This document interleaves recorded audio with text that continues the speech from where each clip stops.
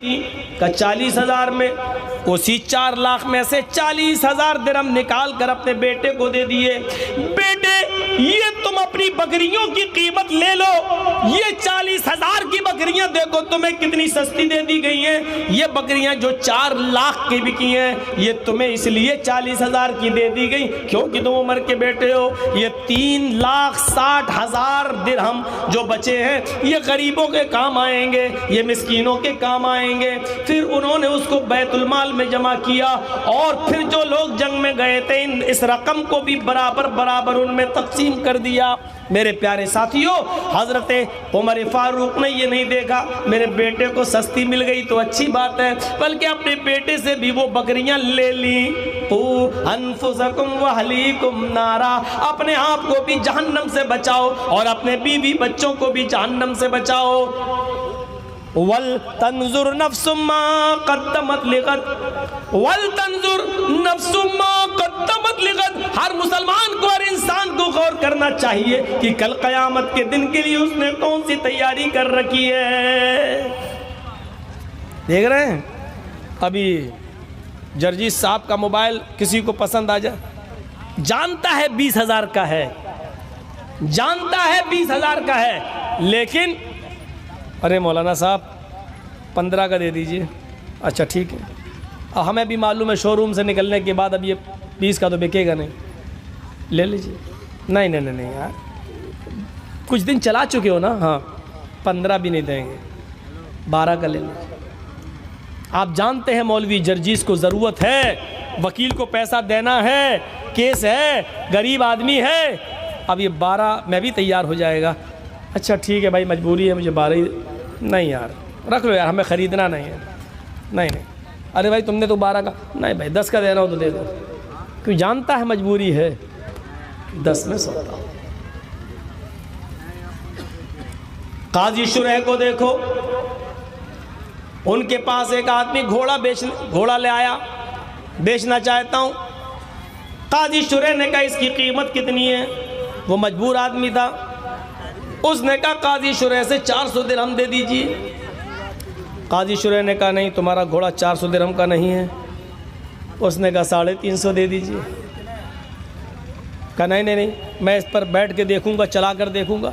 काजी शुरह जब उस घोड़े पर बैठे और उसको चलाया, थोड़ा सा फट चल रहा है, वापस आए और कहने लगे सुनो तुम्हारा घोड़ा 400 का भी नहीं है, 500 दिरहम का है, 500 दे दूं? उसने कहा मैंने तो 400 मांगे हैं, अगर आप ज़्यादा देते हैं तो आपकी मेहरबानी है।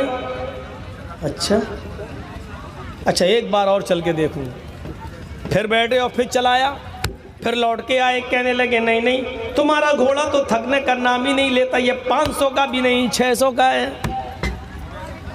उसने कहा काजी साहब मैंने तो सिर्फ 400 मांगे हैं, अगर आप 600 देना चाहें तो आपकी मेहरबानी है, वरना 400 भी दे सकते हैं। काजी शुरह ने कहा नहीं मुझे नहीं लगता, देखता हूँ एक बार और बैठकर।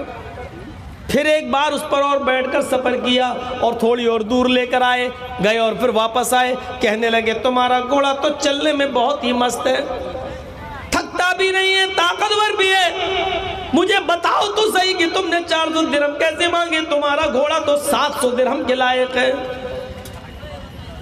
तब उसने कहा काजी साहब मेरी बीवी सख्त बीमार है, उसके इलाज के लिए मुझे पैसा चाहिए। लोगों ने मेरी मजबूरी का फ़ायदा उठाया और मेरे घोड़े को चला फिरा कर देखने के बाद 100 दिरहम और 150 दिरहम से ज़्यादा कोई दे नहीं रहा है, जबकि मैं जानता हूँ, मैंने सोचा कि 400 तक मिल जाए क्योंकि मुझे अपनी बीवी के इलाज के लिए 400 दिरहम काफ़ी है।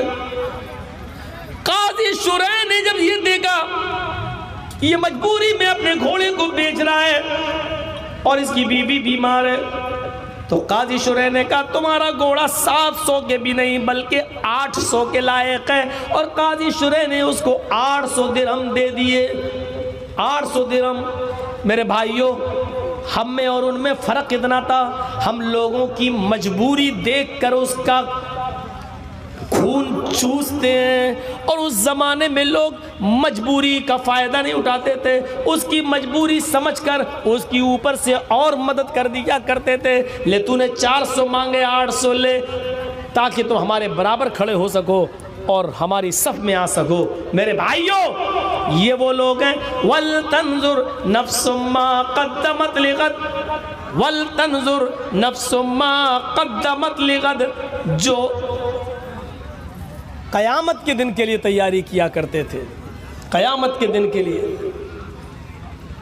हज़रत अली रज़ी अल्लाह ताला अन्हु की एक बेटी थी। ईद के दिन वो आईने के सामने खड़ी थी, आईना शीशा, और सोने का एक हार वो अपने गले के अंदर पहन रही थी। बड़ा कीमती, बहुत खूबसूरत हार था, वो अपने गले में पहन रही थी। क्या अभी ईद की नमाज पढ़ने के लिए हम जाएंगे? हजरत अली ने अपनी बेटी को सोने का हार पहनते हुए देखा तो अपनी बेटी के पास गए और कहने लगे, ओ मेरी बेटी, ओ मेरी लख्ते जिगर, तेरे बाप को इतनी तनख्वाह नहीं मिलती है बैतुल माल से, और ना तेरे बाप के पास इतना पैसा दौलत है, फिर ये सोने का हार तेरे पास कहाँ से आया? सुनिए, ओ मेरी बेटी, ये सोने का हार तेरे पास कहाँ से आया? कहने लगी, अब्बू ये हार मेरा नहीं है। अच्छा, सहेली ने दिया है? नहीं है अब्बू, बैतुल माल में कहीं से आया था, राजकोष में, बैतुल माल में कहीं से आया था। कल इस हार पर मेरी नज़र पड़ी तो मैंने बैतुल माल के कैशियर से, बैतुल माल के खजांची से मैंने ये हार मांगा, उसने मना कर दिया। मैंने कहा ईद के दिन पहनने के लिए दे दे, तो उसने 3 दिन के लिए मुझे आरियतन दे दिया और कहा कि चौथे दिन की इजाज़त नहीं है, मैं सिर्फ 3 दिन के लिए दे सकता हूँ। 3 दिन के लिए मैं ले आई हूँ। हज़रत अली ने कहा, मेरी बेटी तुम जानती हो बैतुल माल क्या है?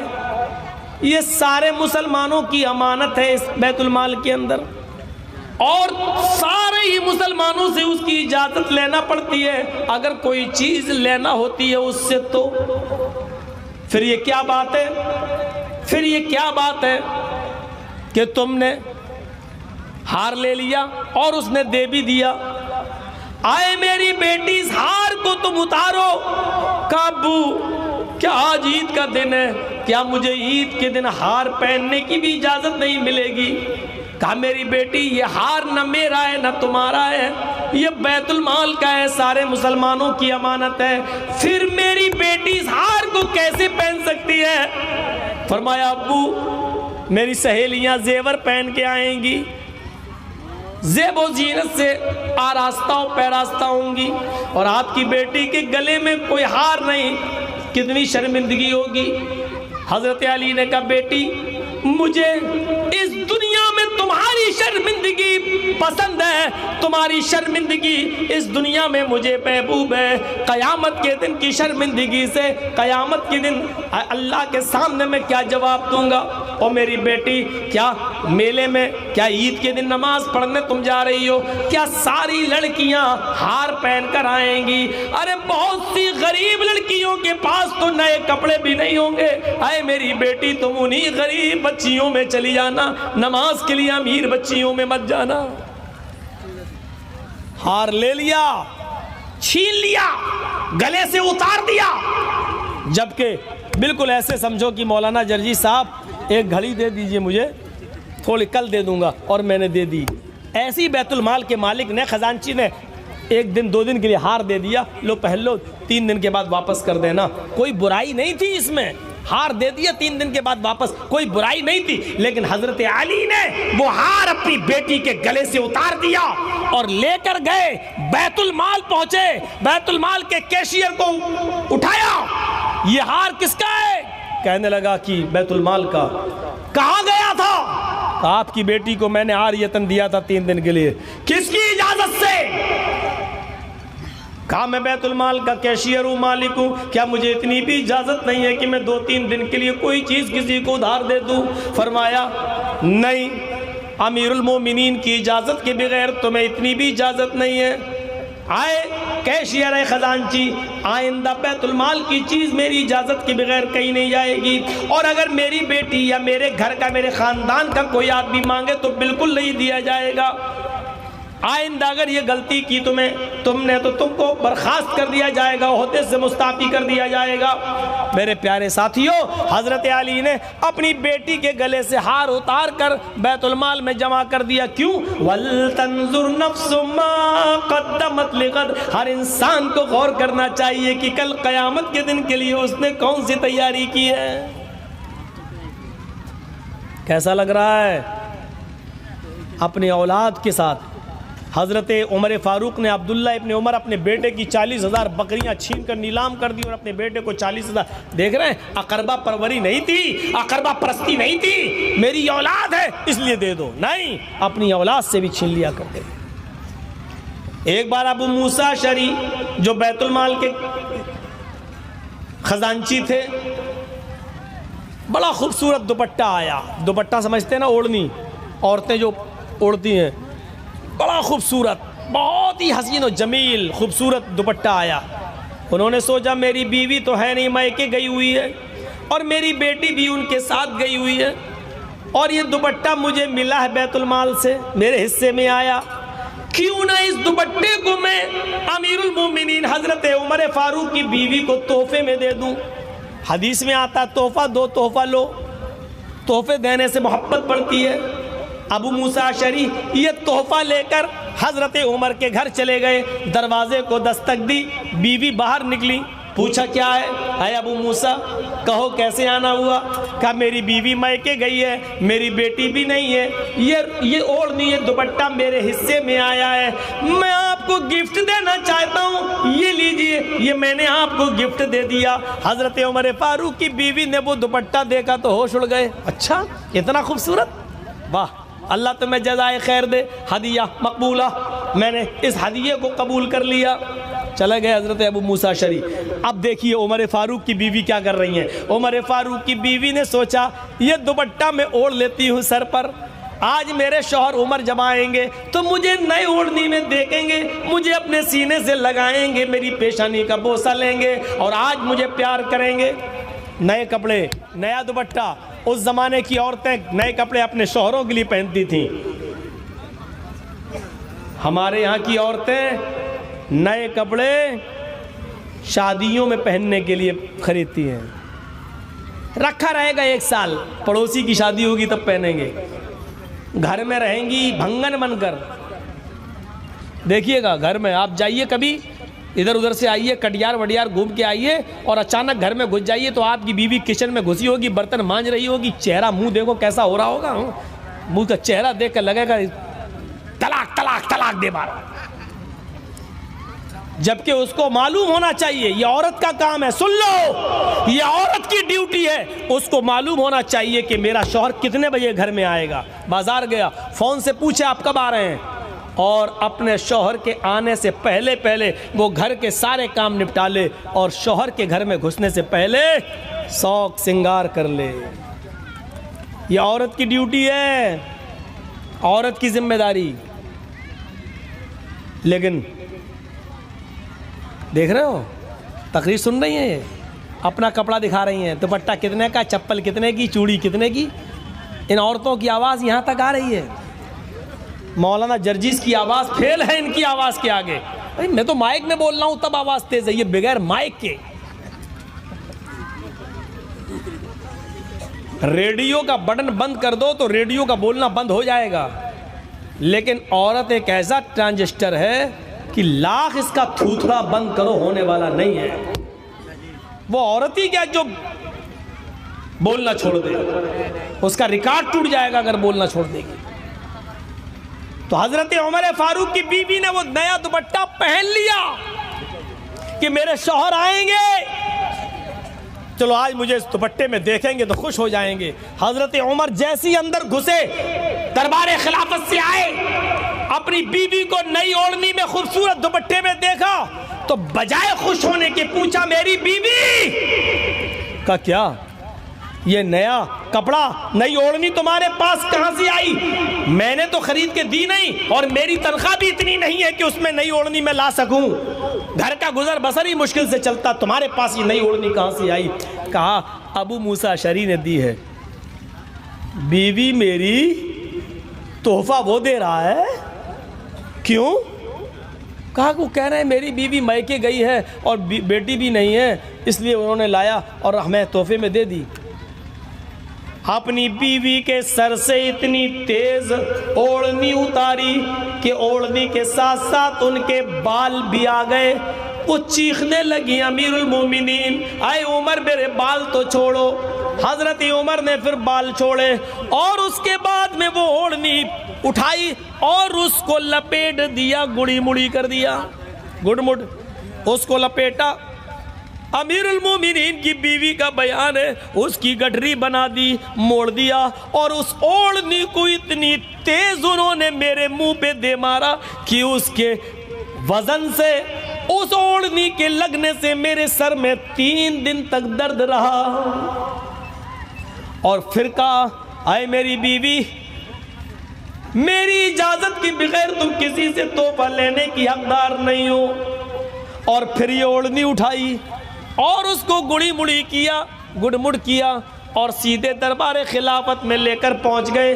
और इतनी जोर से अबू मूसा अशरी के मुंह पे दे मारा कि अबू मूसा अशरी कहते मेरा पूरा सर हिल गया और कहने लगे, हाय अबू मूसा, ये तेरी हिम्मत कैसे हुई कि तू मेरी बीवी को कोई चीज तोहफे में दे? अबू मूसा कहते हैं, अमीरुल मोमिनीन आप गलत कह रहे हैं। अल्लाह के नबी ने फरमाया तोहफा दिया करो, एक दूसरे को तोहफा देने से मोहब्बत बढ़ती है। मैंने तो ये सोच कर दे दिया कि मेरी बीवी नहीं है, मेरी बेटी भी अपनी नानी नाना के घर गई है, ओढ़ने और पहनने वाला कोई नहीं, इसलिए मैंने ये ओढ़नी आपकी बीवी को दे दी। जनाना सामान था, लेडीज सामान था, इसलिए मैंने आपकी बीवी को इसका ज्यादा मुस्तहक समझा। फरमाया तोहफा देना गलत नहीं है, लेकिन आए अबू मूसा, तुम बैतुल माल के खजांची हो, तुम एक ओहदे पर हो, और जब कोई किसी ओहदे पर हो और फिर वो किसी अमीर की, अमीरुल मोमिनीन की, अपने से बड़ी पोस्ट वाले की बीवी को कोई तोहफा दे, तो इसका मतलब ये होता है कि वो अमीरुल मोमिनीन की नज़र में अच्छा बनना चाहता है, वो उसकी नज़र में मुबारक बनना चाहता है, वो उसके दिल में अपनी जगह बनाना चाहता है, ताकि हमसे कोई गलती हो तो फिर ये मुझे नजरअंदाज कर दे। आए अबू मूसा, मेरी बीवी को तोहफा देकर मेरे दिल में जगह बनाने की कोशिश मत करना। अल्लाह की कसम, अगर तुम भी गलती करोगे तो उमर तुम्हें डबल सजा देगा, अगर तुम गलती करोगे तो उमर तुम्हें दुगनी सजा देगा। जानते हो लोग, मौलाना जर्जी साहब नीतीश के फेवर में बोल दें तो नीतीश तो हमें एमएलसी बना देगा। और ये बिकाऊ मौलवी बहुत हैं, आपके बिहार में भी बहुत मिलेंगे। अब नाम ना लो, आपने देखा होगा प्रचार करते करते नीतीश गवर्नमेंट ने उनको एमएलसी भी बना दिया। आज वो बने बैठे हैं, जा रहे हैं। समीर फरोश मौलवी हैं ये, बिकाऊ मौलवी। अब देखिए, नाम हमसे मत निकलवाइए, हम इन 2-2 कौड़ियों के और 2-2 रुपए में बिकने वाले मौलवियों को नाम लेकर इनकी अहमियत नहीं बढ़ाना चाहते हैं। मेरी नज़र में इनकी औकात, काबे के रब की कसम, मौलवी जर्जीस के पैर का जूता ऐसे मौलवियों से बेहतर है। तो कौड़ी के मौलवी समझते हैं जो अपने ज़मीर को बेचें, अपने दिल का सौदा करें। अल्लाह ने ज़बान दी तो उसका सही इस्तेमाल करो, सही इस्तेमाल। और आजकल की सियासत कैसी है, आप क्या आप क्या समझते हो? मौलाना जर्जीस यहाँ बैठे, मेरे पास ऑफ़र नहीं आया। कौन सी पार्टी ऐसी है कि जिसने मौलाना जर्जीस को राज्यसभा का मेंबर बनाने का ऑफ़र नहीं दिया? कोई एक पार्टी बताओ, कौन सी? समाजवादी पार्टी ने दिया, मायावती ने दिया, राहुल ने दिया, और तो और आज की मौजूदा दौर की उठी हुई सूरज चढ़ते हुए सूरज वाली पार्टी जिसको बीजेपी कहते, इसकी तरफ से भी ऑफर आया। लेकिन अभी इस जमीन के ऊपर और आसमान के नीचे किसी माँ ने वो बेटा पैदा नहीं किया जो मौलवी जर्जीस के ज़मीर का सौदा कर सके।